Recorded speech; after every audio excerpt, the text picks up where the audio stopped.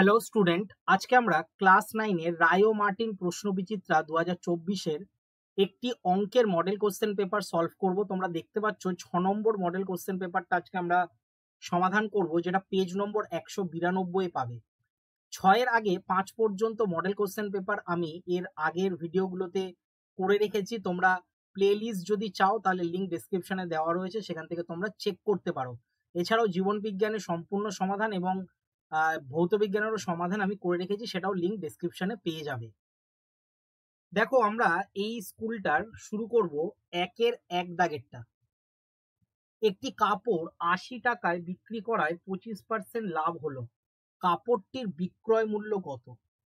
তো আমরা এটা কিভাবে করব দেখে নাও। কাপড়টার যদি বিক্রয় মূল্য 80 টাকা হয়, ঠিক আছে, বিক্রয় মূল্য আমরা ধরে নিলাম কত, 80 টাকা। যেহেতু এখানে বলে দিয়েছে কাপড় 80 টাকায় বিক্রি করা হয়, তাই বিক্রয় মূল্য 80 টাকা। আর লাভের হার হচ্ছে 25%, তাহলে লাভের হার কত, 25%। আমাদেরকে যেটা করতে হবে সেটা হচ্ছে কাপড়টির ক্রয় মূল্য কত। তো দেখো, এটা দুটো ভাবে করা যায়। এখানে যে দেখতে পাচ্ছ 25% যেটা রয়েছে, এই 25% মানে হচ্ছে 25% লাভ মানে হচ্ছে 125 টাকা যদি বিক্রয় মূল্য হয়, তাহলে 100 টাকা হচ্ছে ক্রয় মূল্য। তাহলে একে কত আমরা বের করতে পারি, 100 বাই 125। আর 80 টাকাতে কত সেটাও আমরা বের করতে পারি, 100 গুণ 80 বাই 125। এবার এটাকে যদি কাটাকুটি করো তাহলে দেখো চলে আসছে অ্যান্সার। 5 দিয়ে কাটাকুটি যাচ্ছে, 5 দিয়ে কাটাকুটি করলে 5 20 100, আর এটা 5 দিয়ে গেলে হচ্ছে 5 দুগুণি 10, তারপরে 5 5 25, আবার 5 দিয়ে যাচ্ছে, দেখো 4 5 20, আর এটা হচ্ছে 5 5 25, 5 দিয়ে এটাকে কাটলে হচ্ছে 5 16 80, আর 4 16 আমরা জানি হচ্ছে 64 টাকা। তাহলে আমরা দেখতে পাচ্ছি এটা 64 টাকা, যেটা অপশন এ তেই রয়েছে। অপশন এ হচ্ছে সঠিক উত্তর এই অঙ্কটা। চলে আসছি আমরা 2 দাগের প্রশ্নটা। দেখো, এ বি সি ত্রিভুজের বিসি বাহুর মধ্যবিন্দু ডি, বিডি বাহুর মধ্যবিন্দু ই এবং এই বাহুর মধ্যবিন্দু ও, বি ও ই ত্রিভুজাকার ক্ষেত্রের ক্ষেত্রফল কত হবে? তো দেখো, এটার উত্তর আমি খুব ইজিলি দিতে পারি, কিন্তু তোমরা সেটা বুঝবে না। এটার উত্তর কিন্তু 8 ভাগের 1 ভাগ হবে, যেটা অপশন ডি তে রয়েছে। 8 ভাগের 1 ভাগ এবিসি ত্রিভুজের। এবার প্রশ্ন হচ্ছে কেন স্যার এরকম হবে। দেখো, এটা একটু বড় প্রমাণ রয়েছে, সেই প্রমাণটা কিন্তু তোমাদের টেক্সট বইয়ে রয়েছে, সেই টেক্সট বই কিন্তু সমাধান করতে পারো। আমি হালকা করে তাও বলে দিচ্ছি, দেখো যদি কিছুটা বুঝতে পারো। এরকম দেখো একটা ত্রিভুজ রয়েছে, এই যে একটা ত্রিভুজ আমি এঁকে নিলাম, এটার নামকরণ করলাম এ, এটা বি, আর এটা হচ্ছে সি। এখান থেকে একটা দাগ টানা হয়েছে এর ওপর, এবং এখান থেকে আরেকটা দাগ টানা হয়েছে এর ওপর। এটার নাম হচ্ছে ডি, আর এটার নাম হচ্ছে ই। এবং বি থেকে ই এর মাঝখানে এত দূর পর্যন্ত একটা নামকরণ করা হয়েছে ও। এবার ভালো করে লক্ষ্য করে দেখো, এই যে এডি মধ্যমা দুটো ত্রিভুজকে ভাগ করে দিচ্ছে, তাহলে ত্রিভুজ এ বি ডি যেটা, সেটা হাফ অফ ত্রিভুজ এ বি সি হচ্ছে, মানে এ বি সি ত্রিভুজের অর্ধেক হচ্ছে এ বি ডি, যেটা এ বি ডি এটা অর্ধেক হচ্ছে। আবার দেখো ত্রিভুজ এ বি ই যেটা, ত্রিভুজ এ বি ই যেটা, সেটা কিন্তু হাফ অফ ত্রিভুজ এ বি ডি এর সাথে হচ্ছে, এটাও কিন্তু অর্ধেক হচ্ছে। এবার দেখো হাফের জায়গায় হাফ লিখবো, আর এ বি ডির মান তো আমরা জানি half of A B C, এটা আমরা লিখে দিলাম।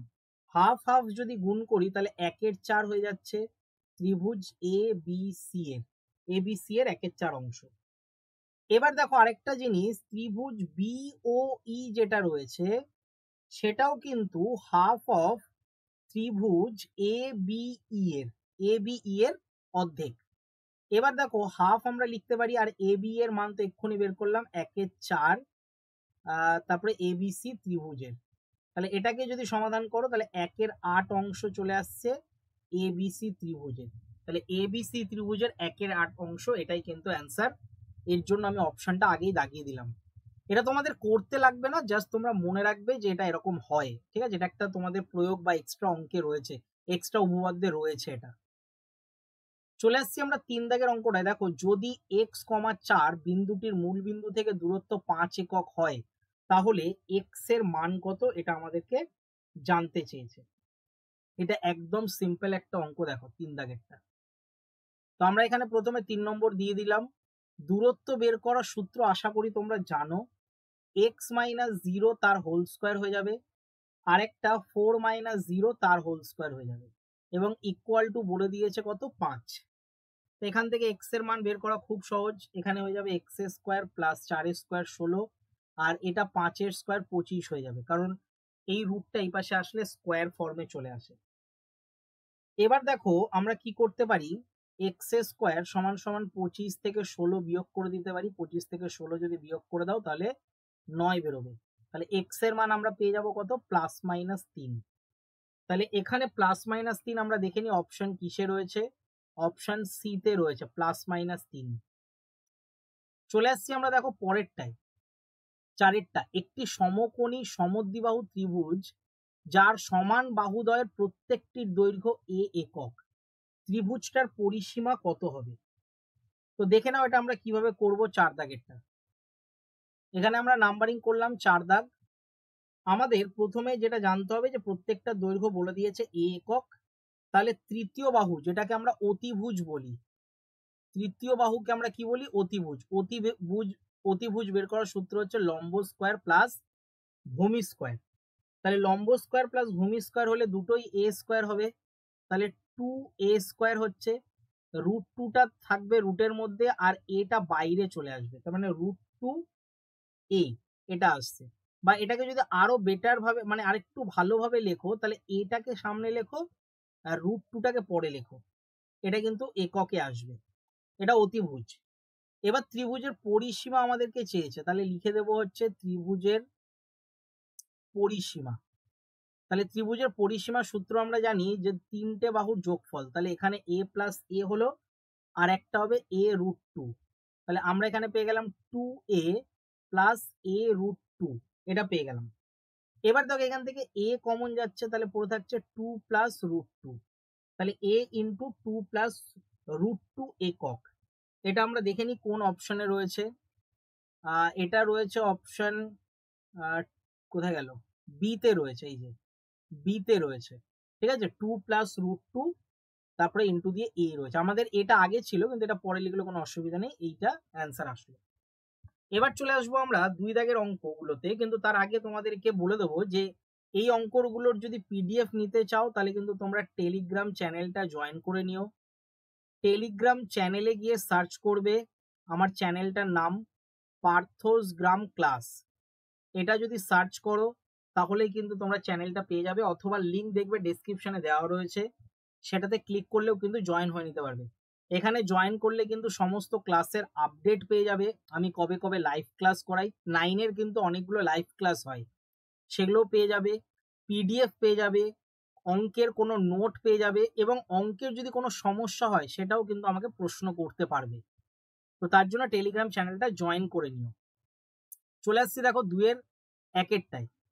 তো 2-এর আমরা 1-এরটার প্রশ্ন কি বলছে, ক্রয় মূল্য ও বিক্রয় মূল্য অনুপাত দিয়ে দিয়েছে 25:26, লাভের শতকরা হার কত?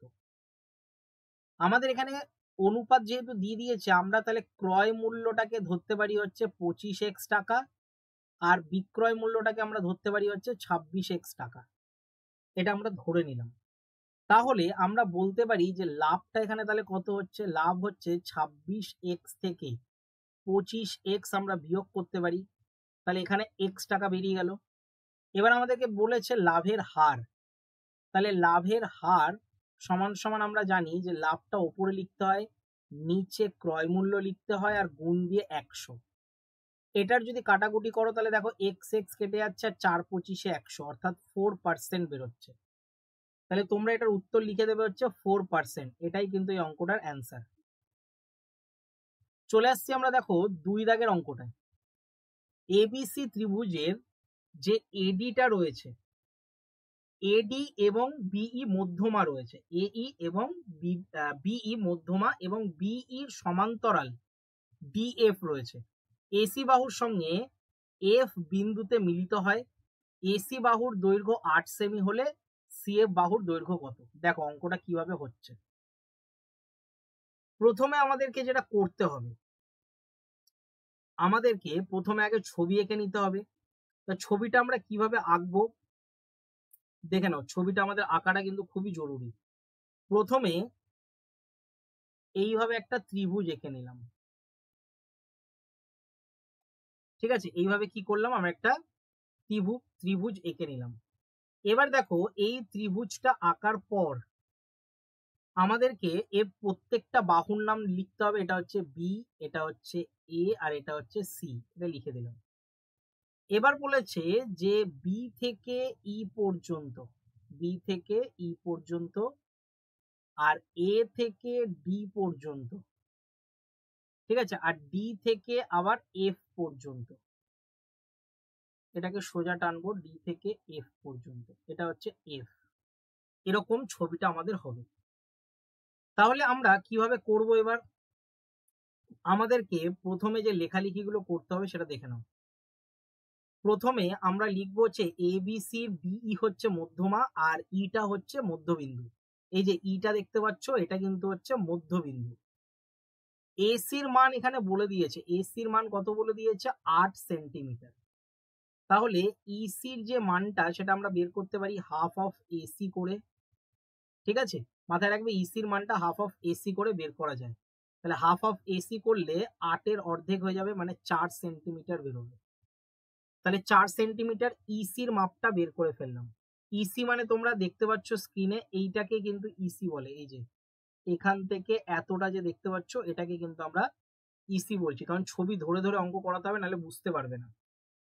এবার দেখো ডি হচ্ছে বিসির মধ্যবিন্দু, ডিটা হচ্ছে বিসির মধ্যবিন্দু, ঠিক আছে। এই যে বি আর সি এর মধ্যবিন্দু।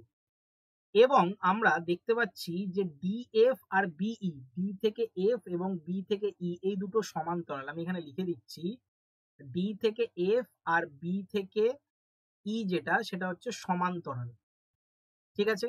তাহলে এখানে আমরা একটা জিনিস, একটা উপপাদ্য জানি, যে ত্রিভুজের যে কোনো একটি বাহুর মধ্যবিন্দু দিয়ে অঙ্কিত দ্বিতীয় বাহুর সমান্তরাল সরলরেখা তৃতীয় বাহুকে সমদ্বিখণ্ডিত করে। আমরা জানি যে তৃতীয় বাহুটাকে সমদ্বিখণ্ডিত করে। তাহলে এখানে যদি সমদ্বিখণ্ডিত করে, তাহলে সি এফ ইকুয়াল টু আমরা হাফ অফ ইসি লিখতে পারি। সি এফ যেটা, দেখো সি থেকে এফ যেটা, সেটা ইসি, এই যে ই থেকে সি তার অর্ধেক এটা হবে। এটা আমরা অর্ধেক করে দিয়েছি। এবার দেখো হাফ অফ ইসি মানে আমরা তো জানি 4। তাহলে ইসি যদি 4 হয়, তাহলে এটাকে করলে 2 সেন্টিমিটার বেরিয়ে যাবে। তাহলে সি এফ এর মান কিন্তু আমরা বের করে ফেললাম, কত, 2 সেন্টিমিটার। এখানে কিন্তু সি এফ এর মানই চেয়েছে, ঠিক আছে। তাহলে এখানে লিখে দেবে 2 সেন্টিমিটার। এটা কিন্তু পুরোপুরি লজিক দিয়ে অঙ্ক করা হয়েছে, এবং এই লজিক দিয়ে কিন্তু তোমাদেরকে বুঝতে হবে। যদি না বুঝে থাকো তাহলে কিন্তু আবার দেখে নিও, ঠিক আছে। ভিডিওটা চালিয়ে আরেকবার দেখে নিও, তাহলে কিন্তু বুঝে যাবে পুরোটা। চলে আসছি দেখো পরেরটায়। পরেরটা 3 দাগেরটা বলছে ওয়াই অক্ষের ওপর একটি বিন্দুর স্থানাঙ্ক নির্ণয় করো, যার থেকে 2,3 এবং 1,-2 বিন্দু দুটির দূরত্ব হচ্ছে সমান।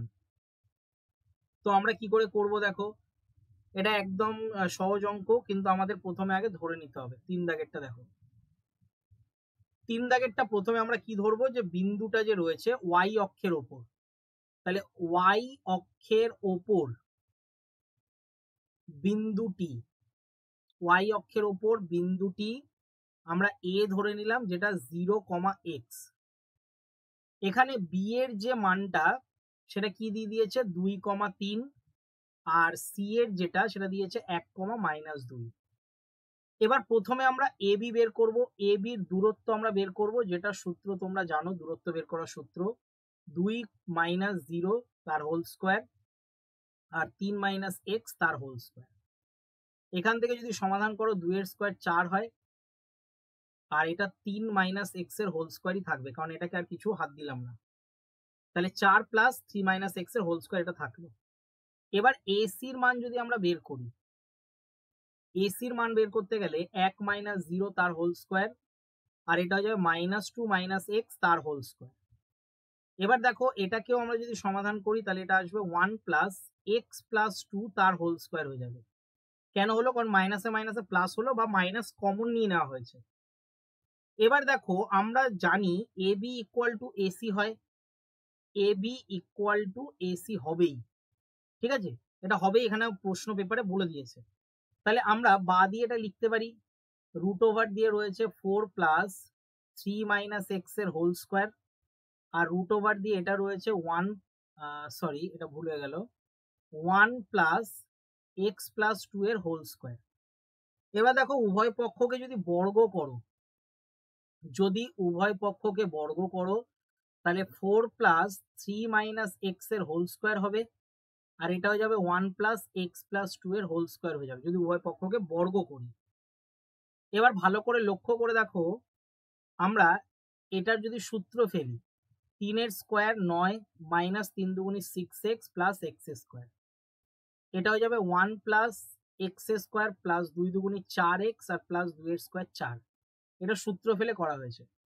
এবার ভালো করে লক্ষ্য করে দেখো, এখানে এক্স স্কোয়ার দুটো করেই কেটে যাচ্ছে, ভালো করে দেখে নাও, এক্স স্কোয়ার এই পাশে আর এক্স স্কোয়ার এই পাশে কেটে যাচ্ছে। তাহলে এখানে আমরা যদি যোগ করি এটাকে 9 আর 4, তাহলে 9 আর 4 এখানে হচ্ছে 13 বিয়োগ 6x, আর এই পাশে হচ্ছে 4x প্লাস 5। এবার আমরা এক্স গুলোকে একদিকে লিখবো 6x মাইনাস 4x, আর এই পাশে লিখবো 5 মাইনাস 13। তাহলে পরের লাইনে পাচ্ছি minus 10x equal to minus, আমরা যদি 13 থেকে বাদ দিই 5 6 7 8 9 10 11 12 13 8 হচ্ছে, মাইনাস মাইনাস কেটে যাচ্ছে, তাহলে এক্স এর মান আমরা পাচ্ছি 8/10। 8/10 কে যদি কাটাকুটি করো তাহলে 4/5 হবে।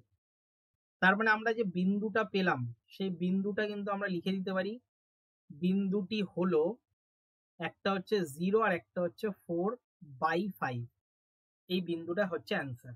এইভাবে তোমাদের পুরো অঙ্কটা সমাধান করতে হবে। চলে আসছি আমরা দেখো পরের অঙ্কটায়, 4 দাগেরটায়। 4 দাগের অঙ্কটা আমরা কিভাবে করব দেখে নাও। বলেছে একটি অর্ধবৃত্তের পরিসীমা 36 সেমি হলে অর্ধবৃত্তের ব্যাসের দৈর্ঘ্য কত হবে? তো এটা একদম সহজ অঙ্ক। 4 দাগ এখানে দিয়ে করছি দেখো।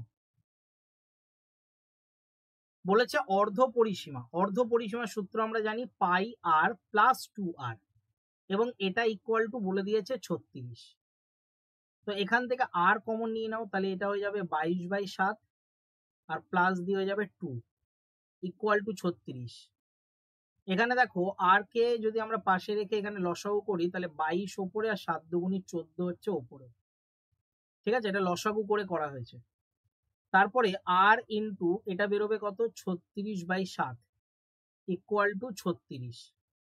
তাহলে শুধু আর এর মান যদি আমরা বের করি তাহলে 36 কে আমরা গুণ করব হচ্ছে 7/36 দিয়ে, কারণ এটা উল্টে যাবে, 36 36 কেটে গেল, তাহলে আর এর মান আমরা পেয়ে গেলাম 7।